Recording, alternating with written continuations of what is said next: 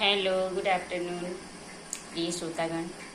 राज Rishu YouTube channel पर आप लोग का हार्दिक स्वागत है। आप लोग को कहानी की दुनिया में ले चलते हैं। पसंद आए तो लाइक शेयर सब्सक्राइब करना मत भूलना।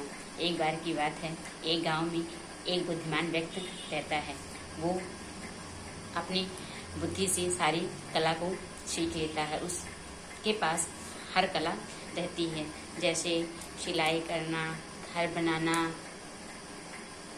इंजीनियर, बड़े बड़े काम उसके पास होते हैं। पढ़ाना, नक्शा तैयार करना, बहुत ऐसे उसकी कलाएं रहती हैं। लेकिन उसको अहंकार रहता है। वो व्यक्ति अंदर ही अंदर सोचता और खुश रहता है कि हम जो है इतनी कला सीखी हुई हैं, हम बहुत महान हैं, हमसे बड़ा कोई दुनिया में है ही नहीं।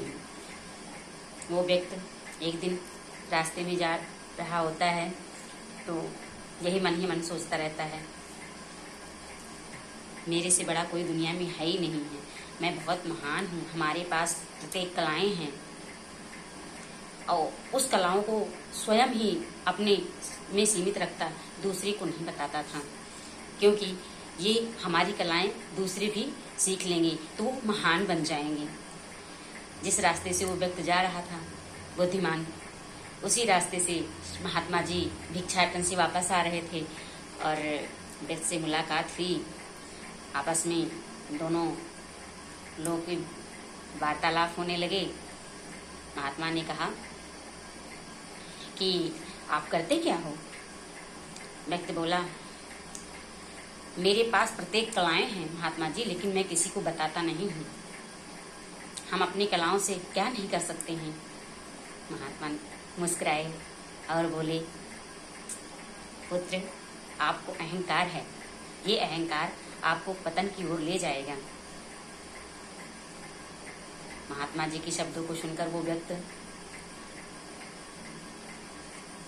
चुप रह जाता और